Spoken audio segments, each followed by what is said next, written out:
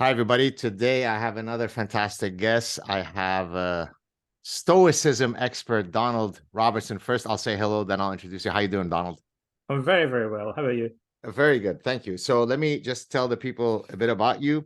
You're a cognitive behavioral psychotherapist and author, founder, member of the Modern Stoicism nonprofit, and founder and president of the Plato's Academy Center nonprofit in Athens, Greece, which I'm sure I'll be receiving a paid invitation to shortly. Your books include, so this is back in 2010, The Philosophy of CBT, Cognitive Behavior Therapy, Stoic Philosophy as Rational and Cognitive Therapy. Then a few years later, The Practice of Cognitive Behavior Hypnotherapy. Then 2012, Build Your Resilience, Stoicism and the Art of Happiness. And then this guy, which I am devouring right now, Cool. How to Think Like a Roman, The Stoic Philosophy of Marcus Aurelius, and most recently, Verissimus, The Stoic Philosophy of Marcus Aurelius, a graphic novel. Did I cover all of the key highlights, or do you want to add anything before we get going? I think that's more than enough. Okay. So I thought we'd start with, by the way, for those of you who don't know, the way that I came across this, well, I first had heard of you, Donald, Yeah. in a conversation I was having with a friend of mine who's a clinical psychologist at my university. His name is Andrew Ryder, and we were talking about the links between CBT and Stoicism, because I had delved into the ancient Greeks quite heavily when I have a forthcoming book, The Sad Truth About Happiness, and it's very hard to talk about happiness without talking about the ancient Greeks' view on happiness and so on. And so that's when I had first heard about you. Then I was, as a professor, you get money to spend every year for professional development, and so I had to, buy some books. I was trying to think, which book should I buy. That's when I came across this beauty right here, and I'm about halfway through it. So I'm not yet at your promised best chapter, which is the last chapter. Yeah. So maybe you'll tell me about that. It gets So better at the end. Yeah, we could talk about it at the end. Don't give me any spoilers, because I want to get to it. So here's what I thought we'd start with. You ready? So I have an article that I wrote in Psychology Today from 2014, where I said, if you had 10 guests that you could invite to a dinner party throughout history, who would they be? And my list, which I'm happy to revise in light of Marcus Aurelius and so on, were the following: Charles Darwin, Albert Einstein, Isaac Newton, Galileo, Socrates, Plato, Aristotle, Leonardo da Vinci, Maimonides, and King Solomon. But now that I've become familiar with Marcus Aurelius, Seneca, and Epictetus, I might have to remove some of these folks to make room for these three. What are your top 10? Take it away, Don. Oh man, that's a lot of people. Okay, a few. I'll give you some of them. Marcus. Well, I'll tell you what. Like at the moment, I'm writing a book about Socrates, and Socrates and Marcus Aurelius are my two favorite philosophers. And much as I love Marcus Aurelius, and I really do admire him, I'm very interested in him. He is kind of a one-dimensional character in some ways compared to Socrates, who's just, vastly more nuanced and complex. And that makes him a little bit harder sometimes for people to get into at first. But once you start studying Socrates' life and learning about his thought, it's a much deeper and richer experience, like reading Shakespeare or something in a way, right? It kind of draws you further and further in. So Socrates absolutely would be my number one. And then, Marcus Aurelius, and I guess like Aristotle and Plato and all the great ancient philosophers, Epicurus. I'd like to meet all of these guys. Gosh, and I feel like I'd spoil it if I then went on and invited Wittgenstein and Heidegger and those guys. I think I'd invite them to a separate party, to be honest. I wouldn't. I'd want to keep the ancient philosophers separate. Do you have a sense in terms of, so much of the decisions we might be making in terms of whom to invite to the dinner might be based on their intellectual output, but do we have a sense, if we were trying to create the best cocktail mixer, which personality? So for example, I know for a fact that I was going to mention them later, some satirists that appeal to me, because I am quite adept at satire. So, you know, it might be that Plato is a brilliant man and yet is a complete dud when it comes to his social interactions. How much do we know about the personalities of all of these great philosophers? Well, when we get into ancient philosophy, and particularly when we look at the Greeks, even more than the Romans or more obscure figures, see, Marcus Aurelius is kind of unique in a way because he was what I like to refer to technically as a big deal back in the day. So because he was a Roman emperor, we know quite a lot about him, and we're very lucky because in addition to the meditations, which is actually his private reflections, so it's like a window into his soul, it literally is how a Roman emperor thinks. We also have his private letters. And we have a record of his legal rescripts, so we know the legislative agenda that he pursued. We have many statues of him. So this is like a huge treasure trove compared to what we have about other ancient philosophers about whom we often know virtually nothing, or we get kind of anecdotes and myths and legends about some of them. Diogenes the Cynic would be a good example. Yeah. He's a really cool guy, but most of what we know about him is really dubious historically, and quite a lot of it looks like it may have come from satires about him, Right. you know. And so often information in the ancient world about philosophy got passed down in books and lectures, but unlike today, I think a lot of people learned about ancient philosophers from satire. Yeah. And Socrates was satirized by Aristophanes during his lifetime. The earliest extant writing that we have about Socrates is The Clouds by Aristophanes, which just completely ridicules him as a pompous windbag, you know, and paints a completely opposite picture of what he was like from the way that Plato portrays him. So sometimes we have this problem of contradictory accounts from different people. But I suppose that's not surprising because even today, you might have a friend and there might be different people that know them and have totally different perceptions of whether they're a good guy or a bad guy, or, you know, what they make of them as an individual. Not everyone agrees about other people's personalities. And we find that even 2,500 years ago. But Socrates, I think, seems to have been a pretty charismatic, engaging master of conversation. People say Marcus Aurelius was a very serious man, but nevertheless quite affectionate. He had a very close-knit circle of friends. So, you know, maybe he would have been interesting as a conversationalist. I think Plato would have been an interest. The whole Socratic circle. Actually, you know what? I'll invite the whole clique. Socrates had a circle of people around them, and I think that meant in the ancient world you often get these intellectual circles. Like there's a cluster of people, and it's very obviously you have that with Socrates. You have like great political figures like Alcibiades. I'd like to meet, although he's not a philosopher. He's kind of a tragic figure in Greek history. He's a failed statesman, but he was Socrates' friend, you know, almost like lovers, you know. And they meant a lot to each other. So they're kind of the dynamic between them would have been fascinating.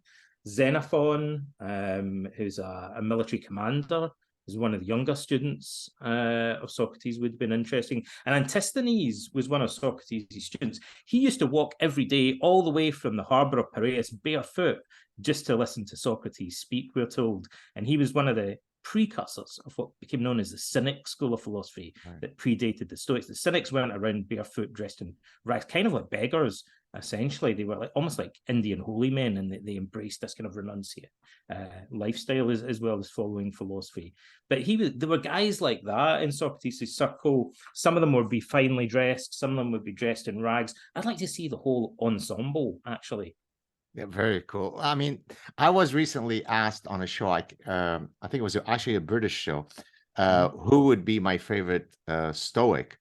And I actually chose, before I had read your book, I had chosen Marcus Aurelius because the fact that he was an emperor and yet such a man of letters really appeals to my polymathic, view on life. So that's why, for example, I love, of all the 10 people that I mentioned, Leonardo da Vinci might be the guy that I'd want to take to a separate room and talk to him, because, you know, he's a sculptor and he's also a futurist and he's also an anatomist and he's also a painter.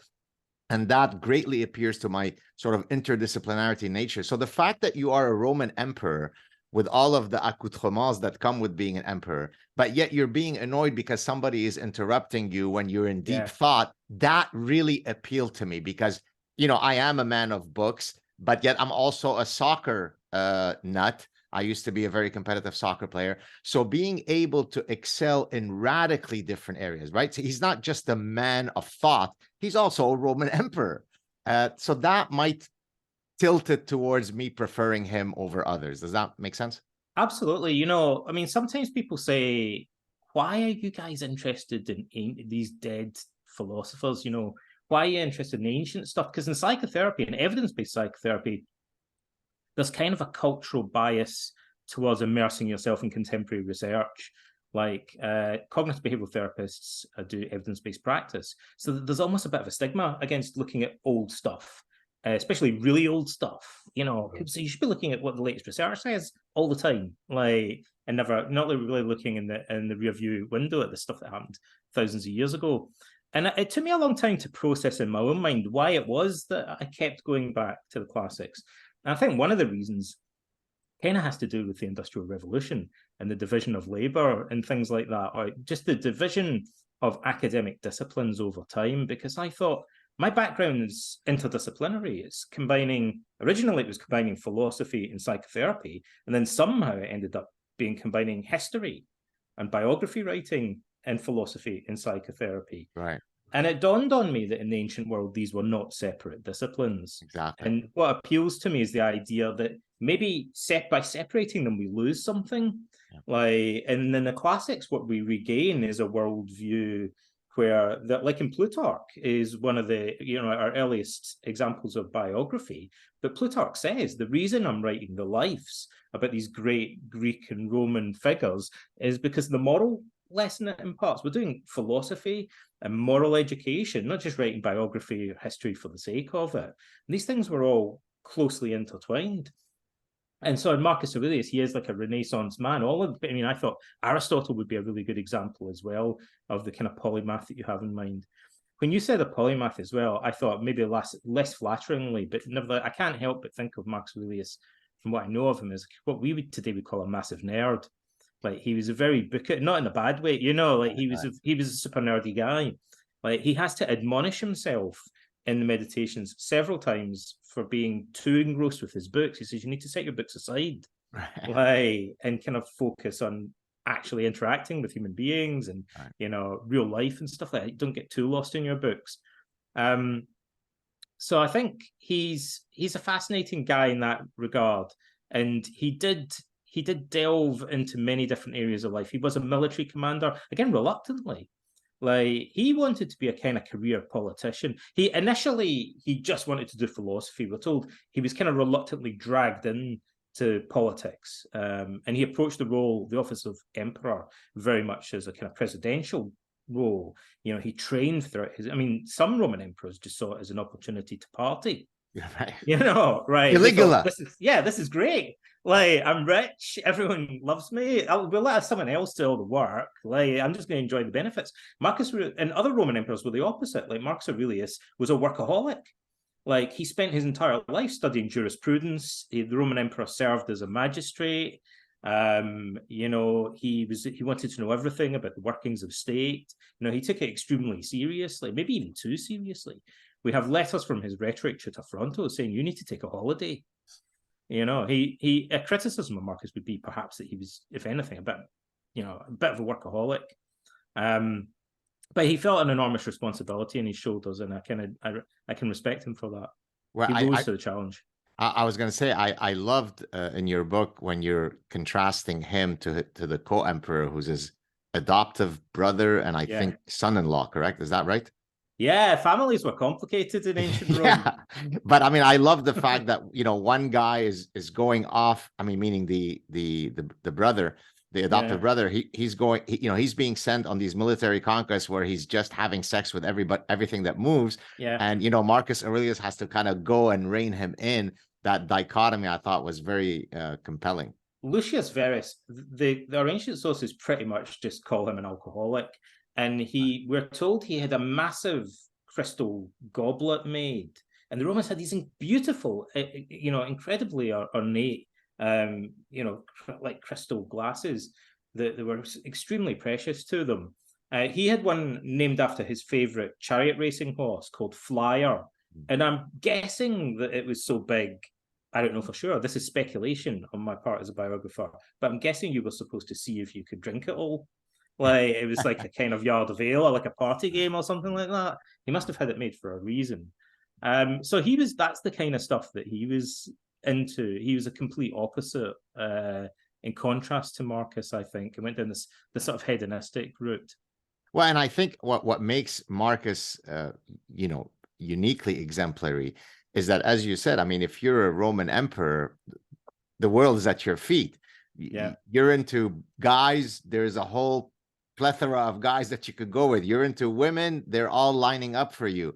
And yet he didn't succumb to that. So I think that's sort of the hallmark of piety. It's that when you do have the ability and power, I mean, most men desire to be, sexually active with many people. What stops most of us from doing it is that we don't have the capacity to attract the women in order to instantiate that desire. Well, he certainly had the capacity, and yet the fact that he's able to refrain from succumbing to those opportunities is precisely what makes him pious. I'll give you an intro. Let's do a little bit of a deep dive into a bit of biography, psychobiography, psychological explanation for that, Sure. Perhaps. Now, Marcus Aurelius, we're told he was reluctant to become emperor. And sometimes that's said as kind of propaganda or whatever. Our sources often kind of hype things up a bit. So do we believe that or not? However, there's a reason why Marcus Aurelius would be reluctant to become emperor. And that is that his predecessor, but one, was the Emperor Hadrian, and the Emperor Antoninus Pius came between them. Marcus saw the latter years of Hadrian's reign. We normally think of Hadrian as one of the better emperors, but towards the end of his life, Hadrian went crazy. And he was physically kind of in a terrible mess. He had some kind of skin disease. His limbs were swollen. He kept trying to commit suicide. He kept having political purges, including against members of Marcus's family. So he really went kind of crazy and became a tyrannical ruler. Here's a clue. When he died, the Senate came very close to refusing to deify him. They almost condemned his memory. They wanted to annul his acts. He was hated at the time that he died.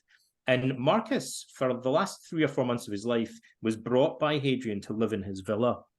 Hadrian built this massive villa outside of Rome because he didn't like the Senate.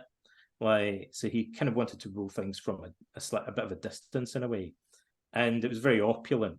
It kind of reminds me in some ways of Apocalypse Now and Colonel Kurtz being kind of like, holed up and going crazy.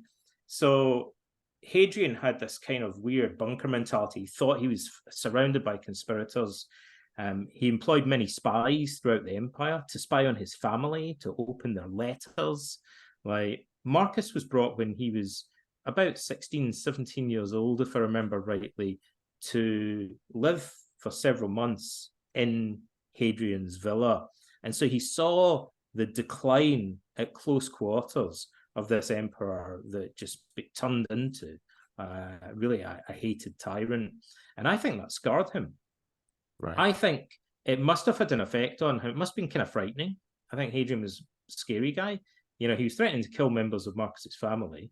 Being in line for the throne itself is actually one of the most dangerous things that could happen to you in Rome. Lots of these people that are candidates for becoming emperor don't live very long. Like they tend to get bumped off. And so Marcus, I think, would have been very conscious to this. Hadrian had this track record of young men disappearing around him. Antinous, his famous lover, turned up at the bottom of the Nile, drowned, and people think, under very suspicious circumstances. So Marcus is living in this strange place. Hadrian, notorious for his sexual indulgence, surrounded by alcohol, maybe drugs, slaves, opulence, weird stuff, going on around him, complete decadence. And Marcus, in fear for his life, and knowing that he's surrounded by the servants and slaves of Hadrian who would inform on him at the drop of a hat if he said anything out of turn. Marcus in the Meditations says never say or do anything that requires walls or curtains. Now, that's meant to be a kind of cynic kind of figure of speech. You should purify your mind, so you shouldn't be ashamed of what your innermost thoughts and feelings are. But it takes on a slightly sinister meaning if we imagine what Marcus's adolescence was like, living in an environment where everyone was spying on him, and he could have been executed if he said anything out of turn in front of and been overheard by the servants or whatever. The original fear of cancel culture. Yeah. There was plenty of cancel culture in the ancient world. So I think that scarred him. And he just thought, I don't want to turn into... Is that what happens? Is that what power does to people? It drives them crazy in the end. They become paranoid and stuff. Like, I don't want to be like Hadrian. Definitely not. And I think what saved him in a way is somehow or other, after a kind of few false starts, Hadrian ended up appointing this guy called Antoninus Pius, who was also a kind of career politician in a way, but the opposite of Hadrian. He was what you would call a safe pair of hands. The Senate loved him. Nobody had anything bad to say about this guy. He was very careful, very sober-minded. His reign was notorious for the peace and stability that he brought to the empire. And so Marcus had these two completely contrasting role models.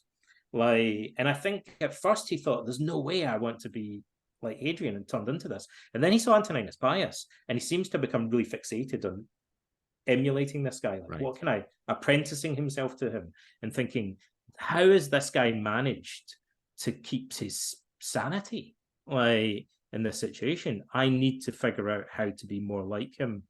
And there's a clue in the Meditations that Marcus felt he had a problem with anger. He says quite explicitly at the beginning of the book that he thanks the gods that he didn't lose his temper and do something that he might have regretted. There are many things in the Meditations that you can almost imagine in parentheses afterwards, Marcus saying, like Hadrian, or unlike Hadrian. So I'm glad I didn't lose my temper and do anything. Hadrian reputedly lost his temper with a slave once, and he was, unfortunately for this guy... the eye story, took out the eye, right? Yeah. There's a little bit of an ancient horror story. So Hadrian had a metal stylus, or a reed stylus in his hand, and he stabs this guy in the eye with it.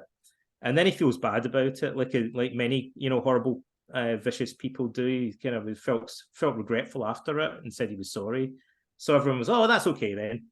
We'll let you off. But he felt bad.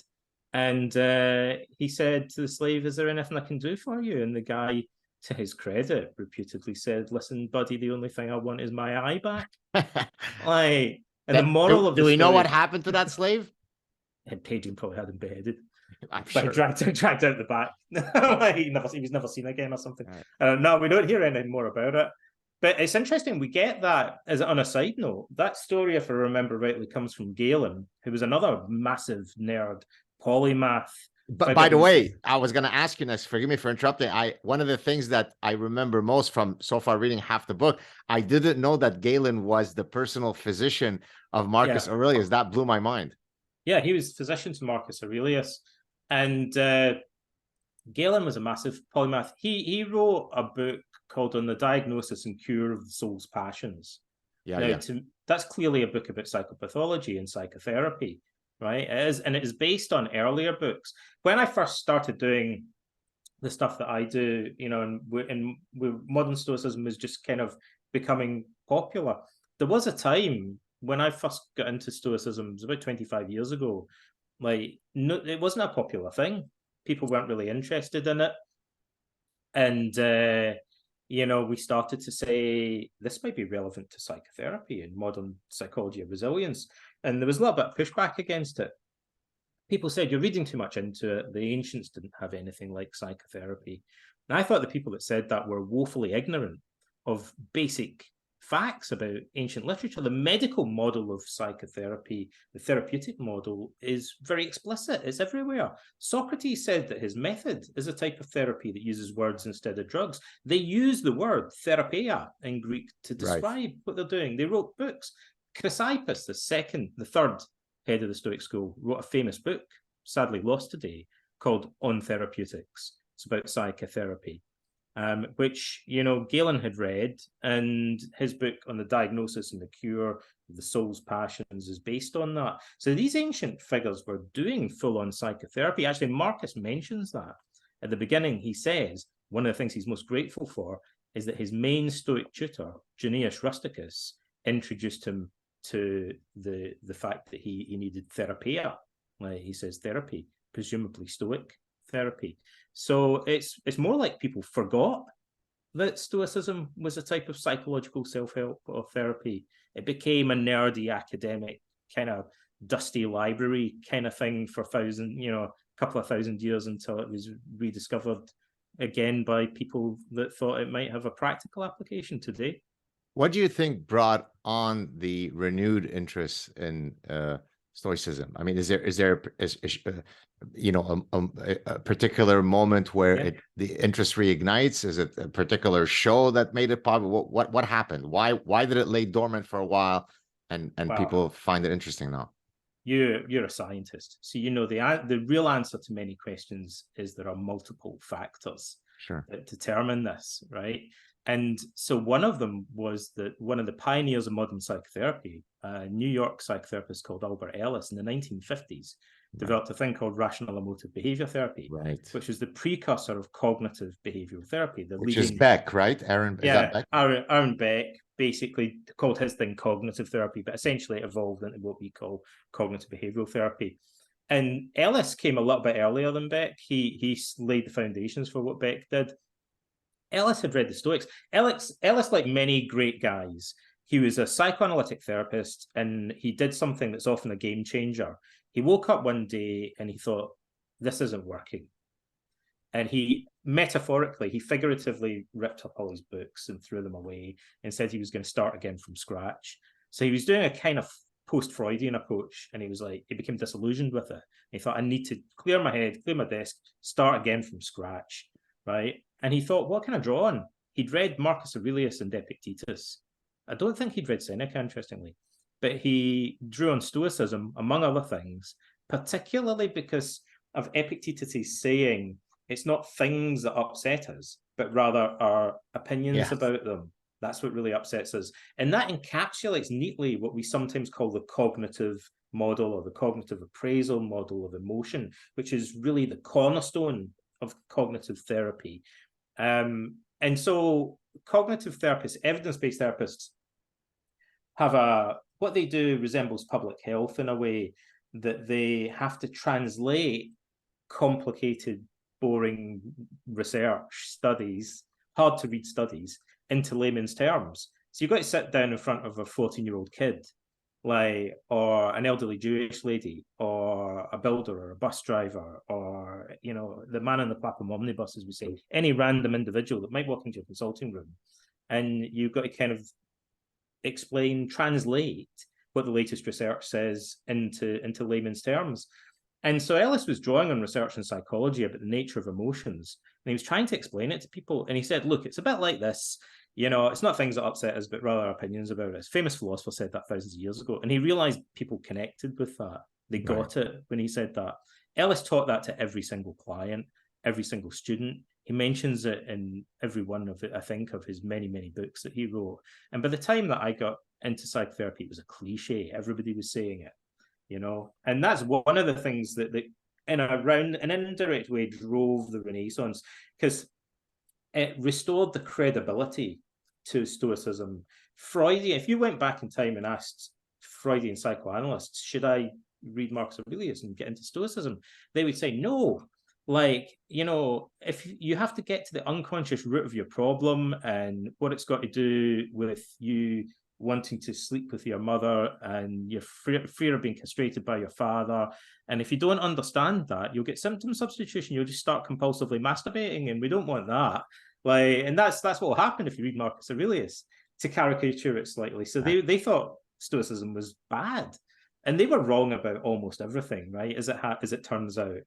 And Stoicism turned out to be very similar to things that cognitive behavioral therapy found effective. But there's something that Stoicism has that cognitive behavioral therapy doesn't have and will never have. I think there are two things. One is that Beck and Ellis's books are pretty good, but I've never met anyone that had them tattooed on them or that reread them every year, or they're not masterpieces, right? Whereas the ancient Stoics wrote thousands of books and only a handful of them survive today because it's the creme de la creme that's curated for us by history. So Marcus Aurelius, Seneca, Epictetus, they are some of the best, writing in this genre in the whole of history. And so it's memorable and it's engaging, much of what they say. And it also, cognitive behavioral therapy has to be goal directed. You sit in a room and you say, listen, a couple of months from now or a few weeks from now, this is what we want to have got your panic attacks down to this level of frequency and intensity, or we want to get rid of this problem completely. And then you're off. But we end the treatment, right? We don't want it to go on forever. And that's good because it prevents clients from being exploited like they used to be by psychotherapists who just have them keep coming back forever, paying and paying. Freud saw his clients on average 5 times a week for 5 years, for example. If you add up how much that is per session, or it's like the cost you could buy a house. Yeah. But now therapy is time limited and goal focused. But the downside of that, everything has an upside and downside in life. The downside of that is it's missing the grand vision and scope that a philosophy of life has, right? And so people do cognitive therapy and they always say, this worked for me, right? If it worked for them, they say, this worked for me. It's really cool. But now what? Like, surely this could be used in other areas of life, not just for panic attacks, but there's a deeper lesson that could be derived from the stuff that I've been doing in therapy. And therapists are like, yeah, I guess so.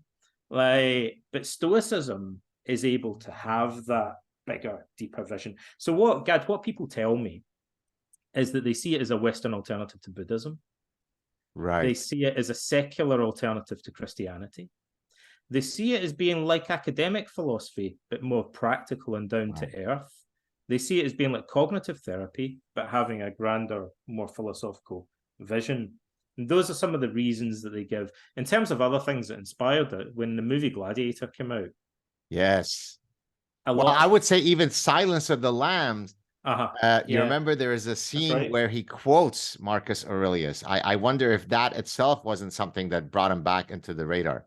The funny thing is that, these movies, it's some people turn their academics or historians or philosophers will turn their nose up at it a little bit. They'll say Gladiator's not historically accurate. You know what? It's actually, in some ways, it's more historically accurate, I think, than some people realize. But that aside, and there are actually 2 or 3 references to Stoicism, kind of oblique ones in it. But I know that guys that saw that movie who wouldn't touch philosophy books with a barge pole, had never read a self-help book in their life. And these guys fascinate me because the clients that we see in therapy all have a big library of self-help books, right? And so you start to think everyone's like that. As a therapist, you think maybe everybody reads loads of self-help books these days. But no, there's guys out there and gals out there that wouldn't touch that stuff with a barge pole. But then they see Gladiator or something and think, maybe I'll check out this Marcus Aurelius. It seems kind of interesting. Yeah. And that gets them into stuff that they would never have known. And those people fascinate me. I get a real kick out of the idea that people that would have otherwise been kind of lost, cut off from philosophy, cognitive therapy, have found a way back to engage with it. And maybe their only exposure, like their only opportunity for exposure to stuff that could transform their life, is because they saw Russell Crowe, fighting a tiger or whatever it is he did, like in a Gladiator movie. But it's actually quite exciting to hear about that. But when you said that it's a secular alternative to Christianity, that speaks to a point that I was hoping to make, which is that in psychology of persuasion, you have this principle of social proofing, right? 6 billion people have tried McDonald's and have loved it. Therefore, if 6 billion people have had it, then maybe you should too, right? That's called social proofing. Well, here there is a sense of historical proofing, right? And that the fact that it has withstood the test of time for 2,000 years somehow grants it the imprimatur of history Yeah. that is also somewhat mythical, because some of these figures become sort of larger than life. So even if I don't view them as, I'm speaking directly to gods, there is something almost godly about some of these folks. And so maybe Yeah. that's also an element that makes it feasible for people to link up to these ancient wisdoms. I think there's something in that. There is a tendency throughout history for people, and this isn't rational. It is a persuasion technique. So there's a downside to it as well. We have to be cautious about it. But throughout history, we can see that people have this innate respect, in many cases, if not all cases, for ancient things. Yeah. Like they naturally think, they look on it with a kind of gravity or awe. And these ancient philosophies do kind of resemble, in many people's eyes, religious scripture. Exactly. Like it kind of has that ambience for them, and that draws them in. It seems magical in a way. Yeah. It's a bit Lord of the Rings for them, like it's kind of something otherworldly. And the other thing is, in terms of social proof, I think the thing that people often mention, and I'm very aware of this in psychotherapy, right? One of the limitations of psychotherapy is that traditionally, there's two of you, right? There's the therapist and the client in a little room, maybe with no windows or whatever, like in a couch. And what's lacking from that is much exposure to social proof and modeling of other people in a group setting. Like you suddenly see a very different dynamic evolving, because one guy in the group will say, well, I tried doing this and it made my problem go away. And other people will go, oh, maybe I work for like him, maybe I'll give that a go. And the therapist will be sitting there thinking, I told you guys to do that weeks ago and you all ignored me when I said that. Nobody listened when I said it. Right. But they identify with the other people in the group, and then they can learn something from it. With Marcus Aurelius, the other type of social proof that we have, I suppose, in a sense, is that people think, would Stoicism really function in a challenging situation? People can be dismissive and they go, this all sounds good, but what happens, when, like you're really faced with a tough situation? And I think those sort of people are impressed by the fact that Marcus Aurelius is a clear example of a guy who wasn't mucking around. Like he was the most powerful man in the known world at that time. He was commanded the Roman Empire at the height of its power, and he was engaged in war after war, as the historians say, in a horrific, plague, a pandemic, essentially, that killed about 5 million people. That must have been terrifying to the Romans, because they didn't understand. I mean, their understanding really was probably this is the gods punishing us, as far as we know. Like, other than that, we're not really sure what's going on here. But a lot of people are dying horribly in the streets, not in a hospital. Like, they're lying in the streets all covered in weeping sores, dying in front of us. There are cartloads of bodies, we're told, being brought out of Rome and burned. Like, so they were surrounded by death for decades as this went on. And he guided the empire. Cassius Dio, the historian, says, Marcus Aurelius was far less fortunate than other emperors, but I admire him all the more because he preserved the empire in the face of all of these challenges, which I think is spot on as an appraisal of him. Yeah, very cool. So I want to link now, in the same way that you said that you link history with psychotherapy, with philosophy, in writing a biography. So to our earlier point about being interdisciplinary, as you may know, I'm an evolutionary behavioral scientist, and so I apply evolutionary thinking to study human behavior.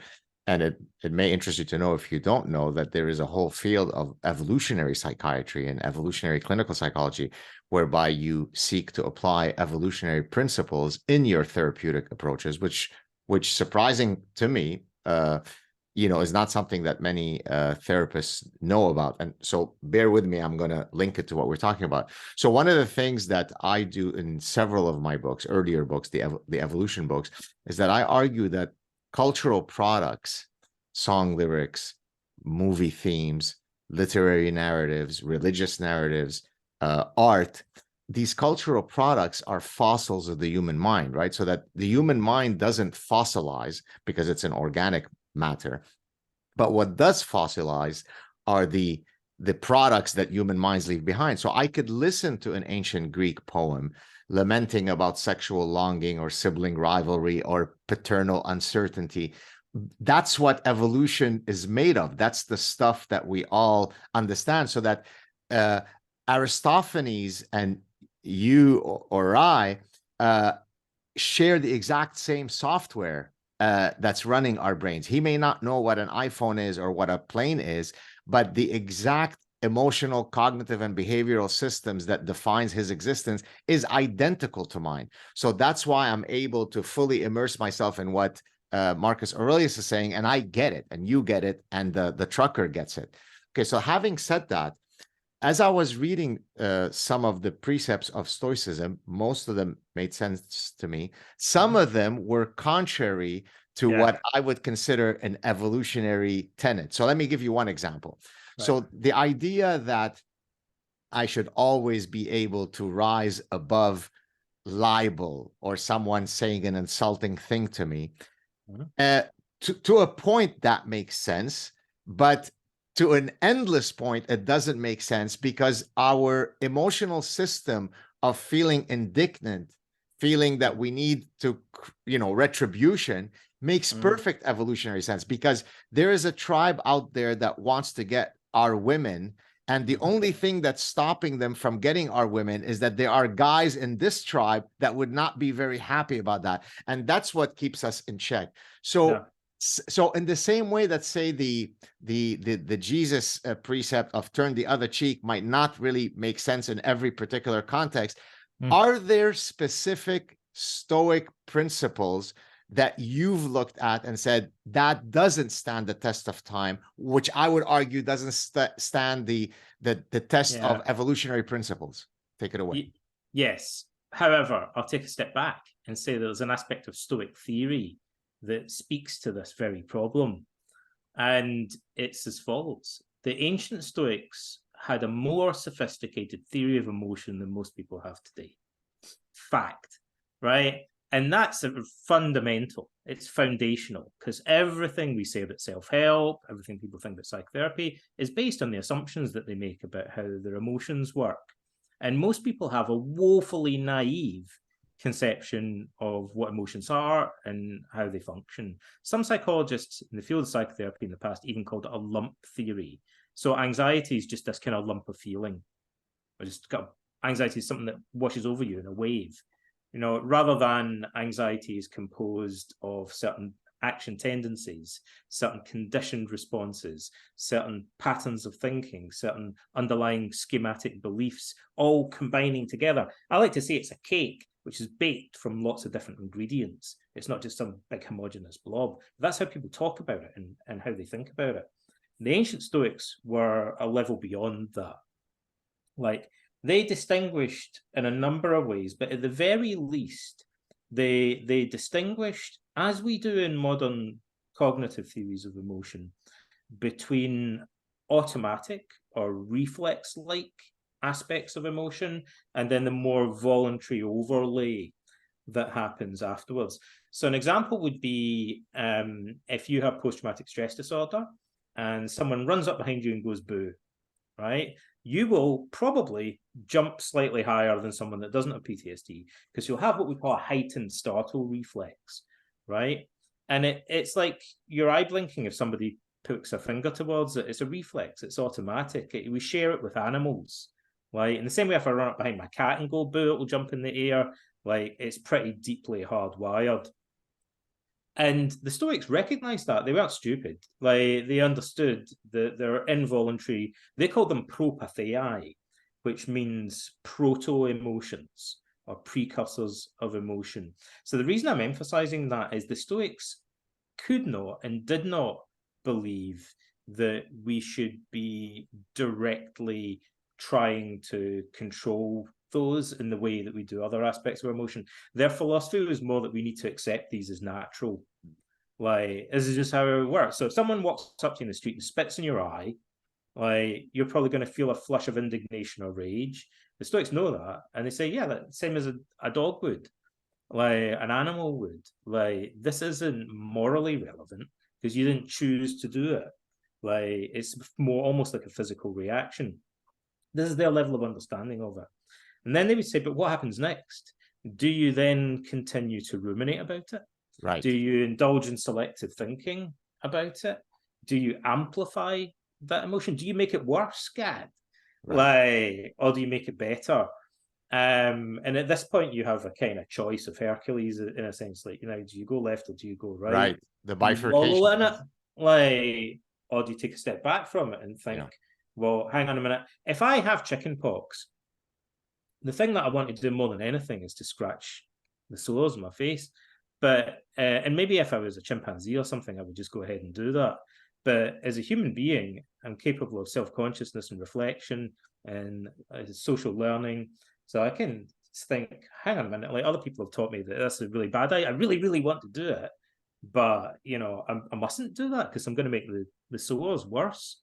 So the Stoics would say this is what distinguishes humans from animals, is the ability to pass judgment on our reflexes and instincts. We might sometimes think certain proto-passions are healthy or natural or appropriate or useful, and other ones are really unhelpful in certain situations. Maybe if I get really tense and start shaking, if somebody's physically attacking me, that might be useful because it might help me launch more quickly into action to attack them or to run away. But maybe if I'm in a meeting with a bank manager, it's not helpful, like, to do that. So the Stoics would say, I accept this because it's involuntary, but I don't want to make it worse. I don't want to now amplify it. It's not really helping in this particular situation. It's a now useless remnant in this context of my evolutionary heritage. And so the other distinction that they would make is between the feelings that we have and the underlying cognitions, and that's why they influence cognitive therapy. Right. So the Stoics would say, in a sense, the feeling itself is morally neutral. It's neither good nor bad. Say if you're angry, the fact that your face is flushed red and your muscles are all tensing up, the Stoics would say that that aspect of it's kind of morally irrelevant. What matters, though, is the underlying belief. So you think this guy deserves to be punished, and maybe you're forgetting that you've done similar things in the past, or maybe you're forgetting that that guy just helped an old lady across the road 5 minutes earlier, or maybe you're misinterpreting his motives. So perhaps the beliefs that are causing your anger or maintaining your anger are not the whole truth, or maybe they're distorted, or maybe they're just complete BS, right? In which case, we need to reevaluate those and change those. And that should change our behavior, and ultimately it should change our emotions. But the Stoics recognized that we have, as they would put it, emotional reflex-like emotions that we share with animals that are part of our evolutionary heritage, that they saw as natural and morally indifferent. I think it would be very interesting to, I'm not sure it would be me who does it, and maybe not you because you're not necessarily an evolutionist, but it'd be great to look at Stoic philosophy and try to quote, I like to use the verb, to Darwinize it. In other words, in the same way that in my case, I try to Darwinize consumer behavior, economic decision-making, looking at the underlying biological imperatives that drive our consumatory nature. Well, it would be great to marry if Stoic philosophy is the powerful, philosophy of life that we purport it to be, then it should largely be consistent with some of the fundamental evolutionary principles that we know today to hold true. So I think that would be a very interesting project to Darwinize Stoicism. That'd be awesome. I'm going to tell you about a trivia now, but it may be sometimes bits of trivia end up being more than bits of trivia can. Like it may spark some idea, but right now it's just a little anecdote for you. There actually is, and you might not be aware of that. I think only classicists would have come across this, but among many of them who have studied Plato and early Greek philosophy, there in particular is a well-known speech called the Great Discourse or Great Speech of Protagoras, who was the first of the sophists, that notoriously sounds Darwinian. Really? Like quasar, in a way. There's bits in it that are weirdly, it's about mythology, right? So there's bits of it that sound way off, but there's other bits that sound strangely. So long story short, in this famous speech, really early on, Socrates, we know about this speech because Plato has Socrates in a dialogue with Protagoras. And Protagoras launches into this kind of speech about the nature of justice. And his argument is that it's beautiful. It's a beautiful piece of rhetoric. So I'm going to mangle it, right? So the kind of mangled version of it is Protagoras says, look, the gods created all these creatures. And the gods gave them sharp claws and thick skins. The small ones are fast, so they can run away from danger, or they can fly or burrow under the ground. The big ones are tough, so they're pretty safe. But human beings are weirdly fragile, he said. So first of all, that's an interesting observation, right? They don't have claws, they can't fly, they don't have thick skin. Like, so how on earth do they survive? Like, and their reflection on it is that it's by forming communities.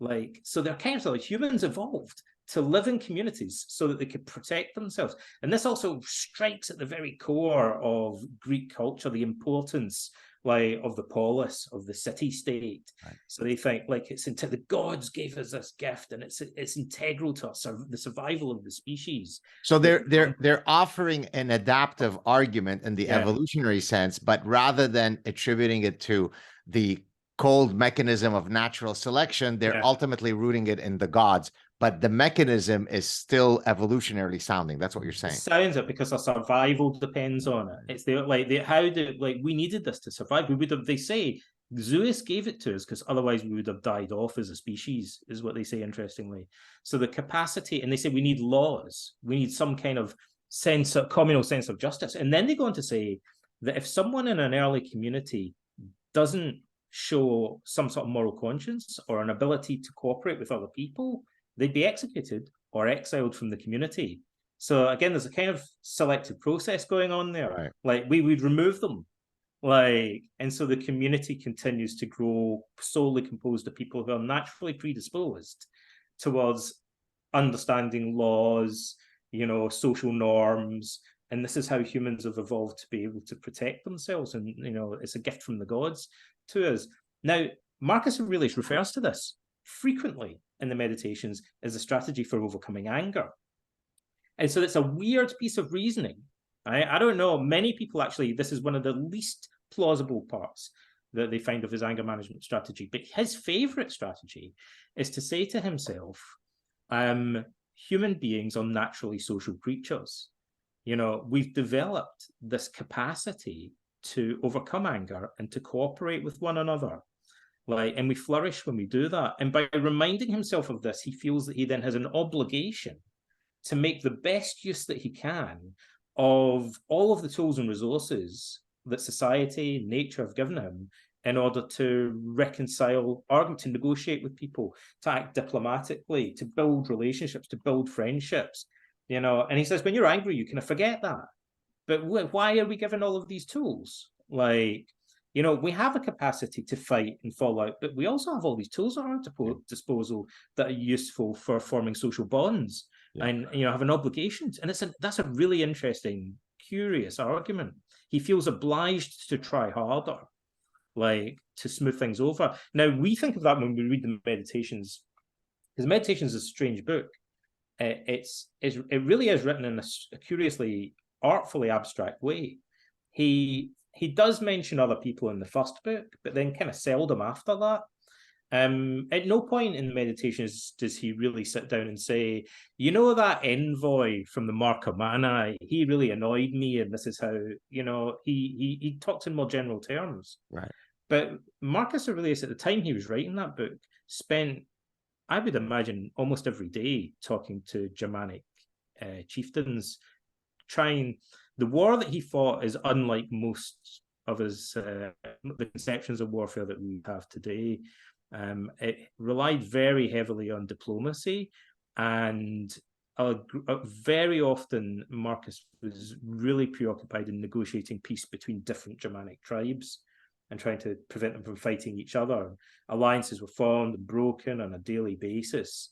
And so all of the stuff he says in the Meditations about social morality, justice, cosmopolitanism, overcoming alienation from other people, it's in the context of these intense negotiations with these many warring tribes with a complex dynamics going on between them.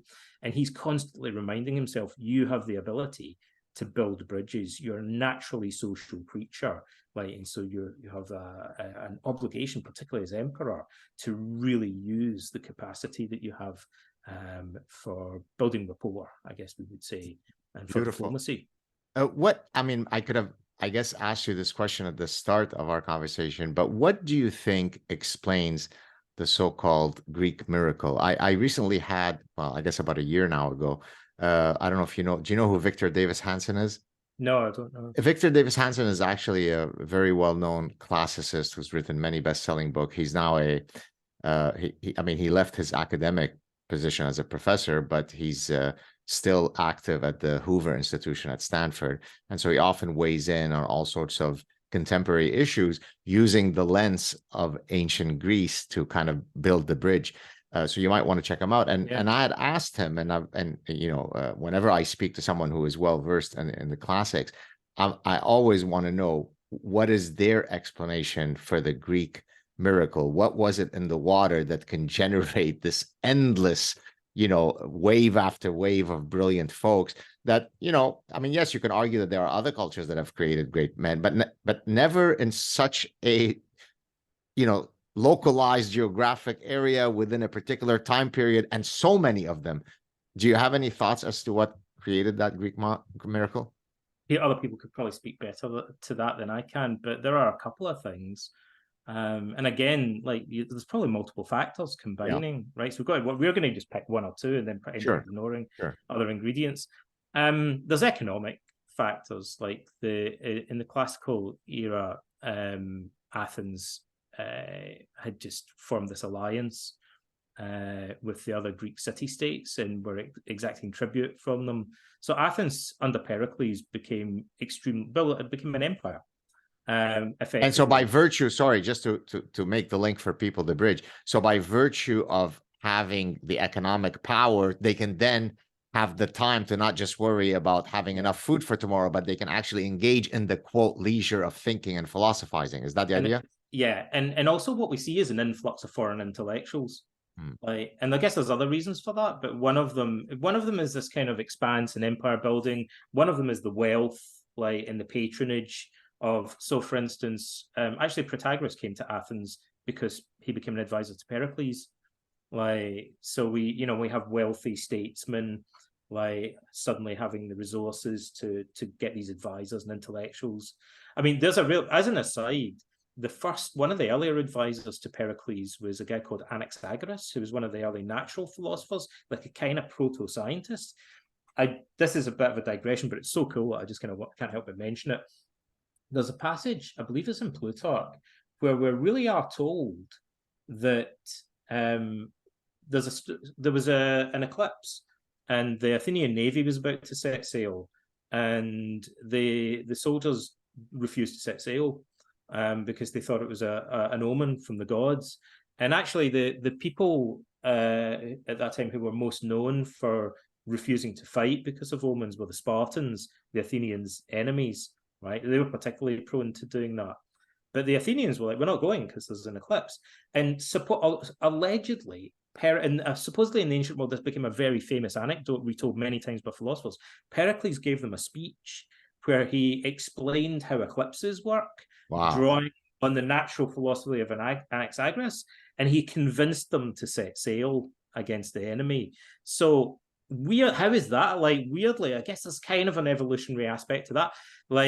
Natural philosophy became a form of a technological advance in warfare. Right. It gave them a technological superiority over the Spartans because they could persuade their soldiers not to be afraid of these omens by giving naturalistic explanations for them. And I think there was the other thing that people would often cite is the tolerance of Athens, the fact that they had an assembly. Ironically, the assembly often persecuted intellectuals, but in some ways it created it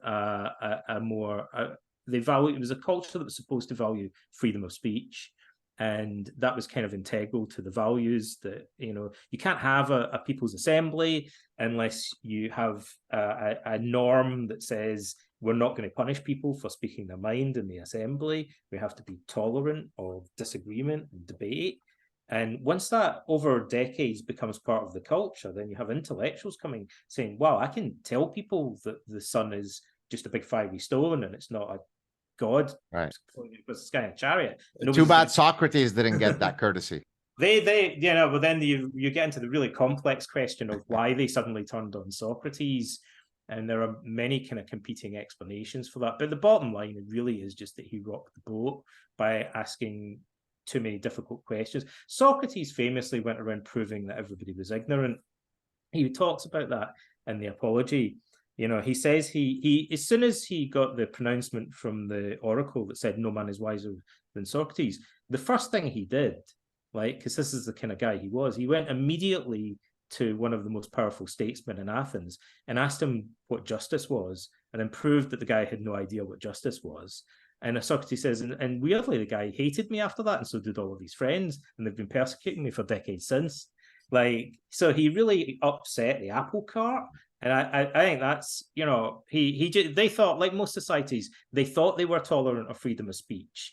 But then when people actually started to test the boundaries of it, like, he went a little bit too far in rocking the boat, and they had him executed. But as an aside, the other thing that contributes to this that I can see is we mentioned the pronouncement from Delphi.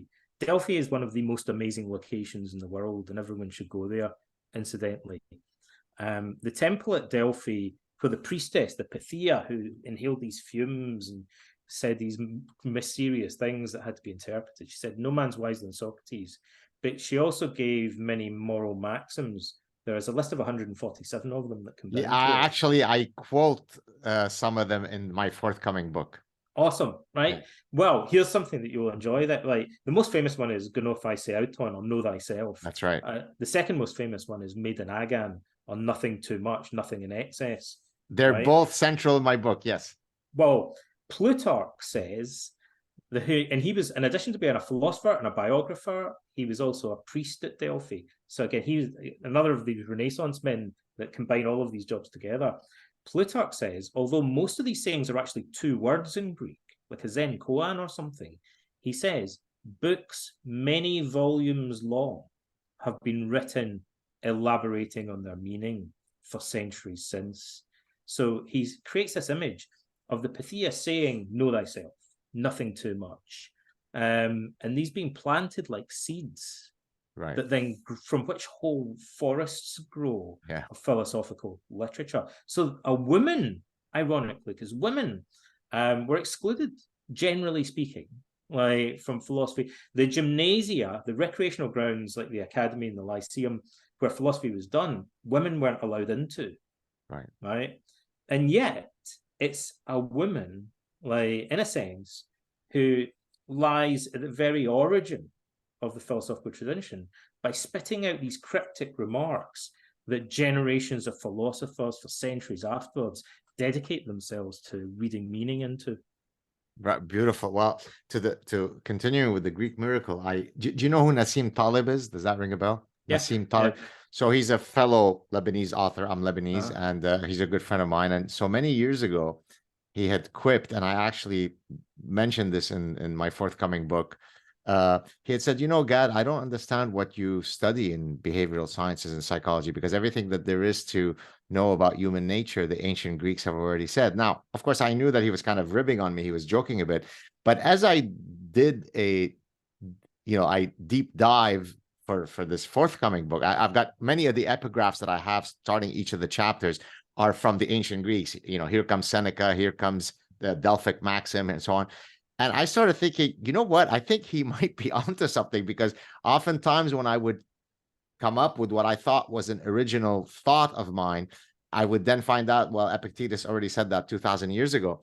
So, so having said that, yes, of course, many of the, most fundamental things that we might want to know about human nature, the ancient Greeks have already written about. But are there any things that we know today that if we were to export it back in time to the ancient Greeks, we would be contributing to their knowledge? And I'm not talking about the molecular structure of this particular. I'm talking about on a grand philosophical level. What are some things that would surprise the ancient Greeks that we know today to be true?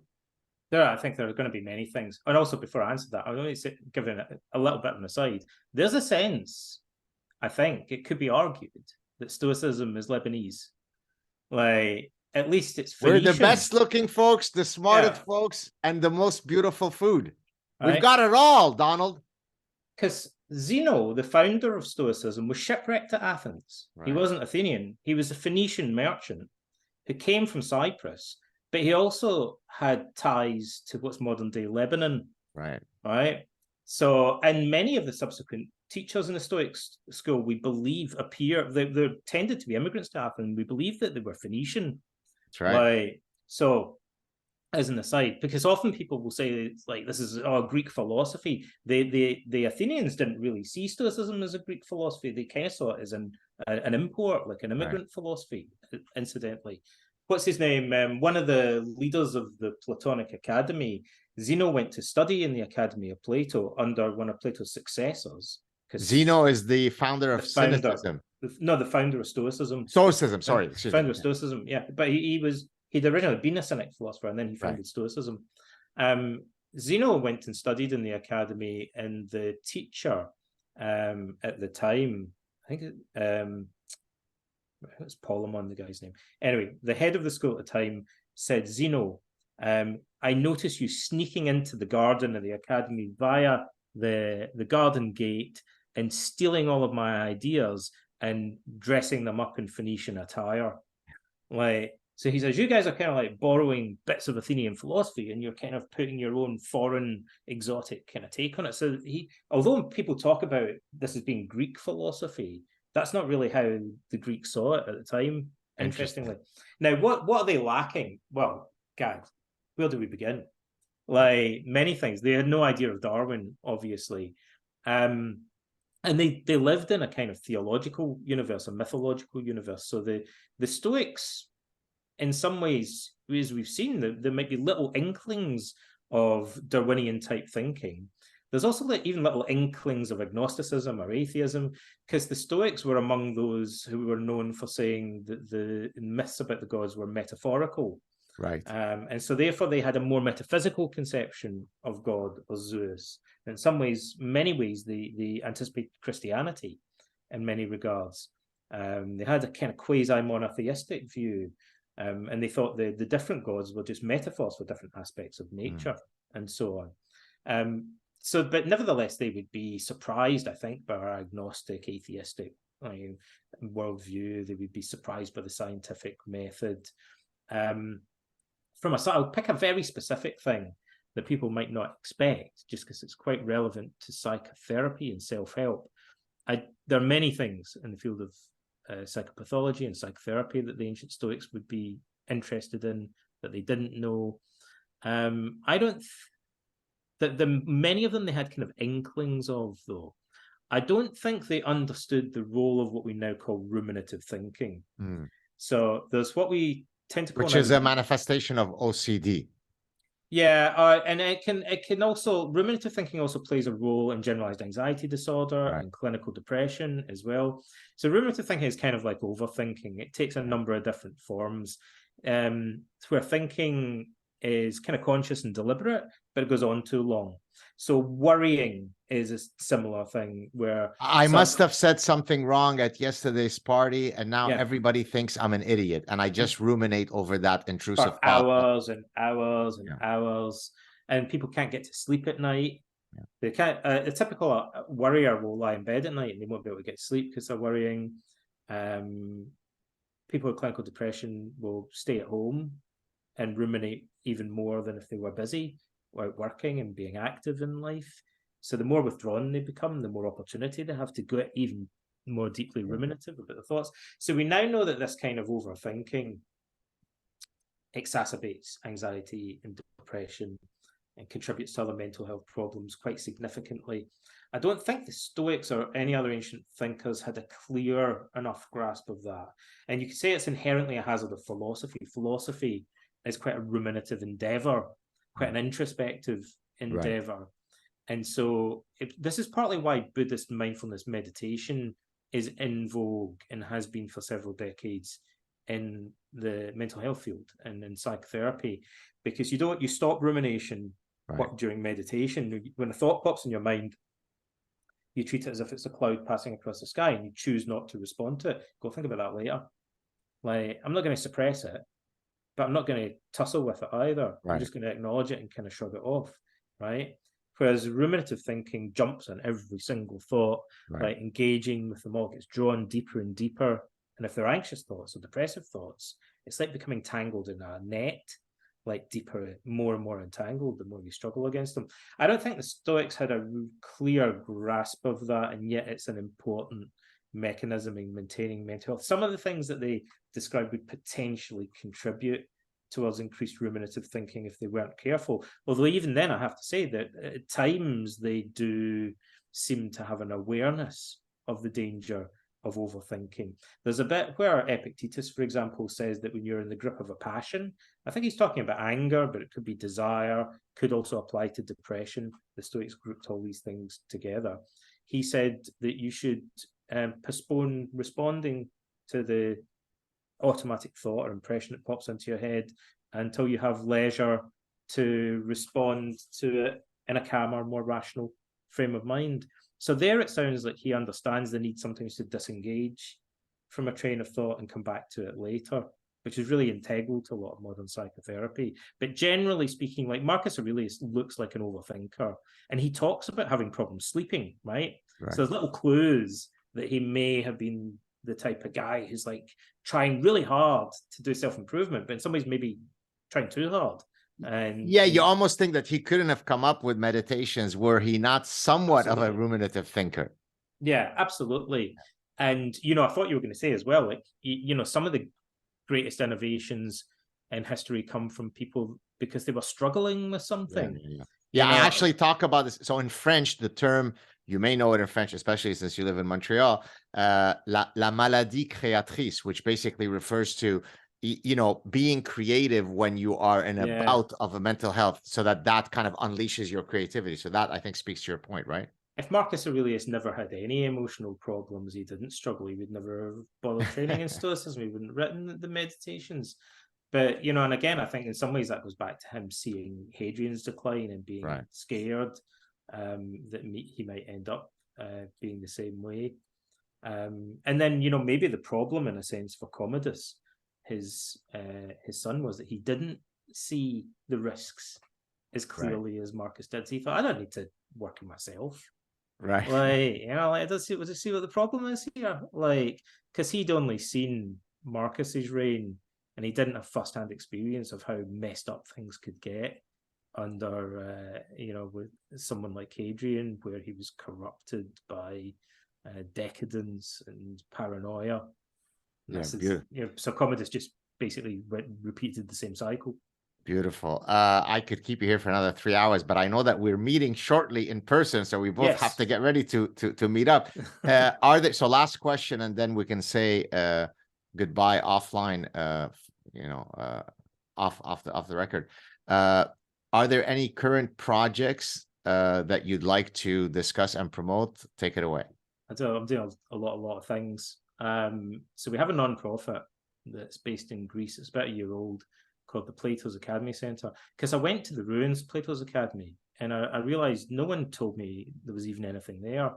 And when I got there, I realized it's because it's what the Athenians call a dog park today, like, which kind of really struck me. I was like, it's a dog park. And the people walk their dogs there, they jog, they do exercise and stuff like that. There's some ruins there. There's a little museum. And I thought, I can't understand why there isn't an international conference centre here. And it's a really poor suburb that was hit hard financially that could greatly benefit from urban renewal. And so I started shooting my mouth off about this on various podcasts and things. And then people said to me, hey, well, why don't you do something? And so I kind of stumbled into starting a non-profit organization with the goal of creating some kind of conference facility adjacent to the ruins of Plato's Academy. And we've got support from various institutions and individuals in government in Greece. We've been running virtual events. Last year we ran an event in the park among the ruins of the academy, with Professor Angie Hobbs, who's like an expert on Plato, and Bettany Hughes, who's a broadcaster who has done many programs about Greek philosophy and history. And so the mayor of Athens came, and we had this event under a marquee in the middle, and we got to say Plato is buried here. Like, wow. Plato and Socrates used to walk here. Zeno used to walk here. He sneaked into the garden gate and stole the Athenian philosophers' ideas and dressed them up in Phoenician garb. This is where he did that. Like, so we showed that we could run events there. We've got an event running tomorrow online that about 1,000 people have registered for. Wow. Philosophy and psychological resilience. So, I mean, if anyone wants to just check out the nonprofit, we're always happy for people just to join the community and support the events. And, you know, eventually what we hope is, in addition to having an online community, we're going to have more physical events taking place in interesting locations in Athens. Wonderful. Best of luck. This sounds very exciting. I very much look forward to meeting you shortly in person. I was so delighted, as you saw when I tweeted to you, that you lived in Montreal. I mean, the vagaries and, you know, serendipity in life is just unbelievable. How long have you lived in Montreal for, by the way? I've only moved here a few months ago. Like I said to you earlier, I'm surrounded with cardboard boxes because I've just moved into a new place that we're renovating. Oh well, I'll have to I'm a newcomer. I'll have to take you around and familiarize you with some of the hot spots of Montreal. Thank you so much for joining us, Donald. Fantastic conversation. Please come back anytime you'd like, and stay on the line so we could say goodbye offline. Thank you very much. It's been a pleasure. Likewise. Cheers.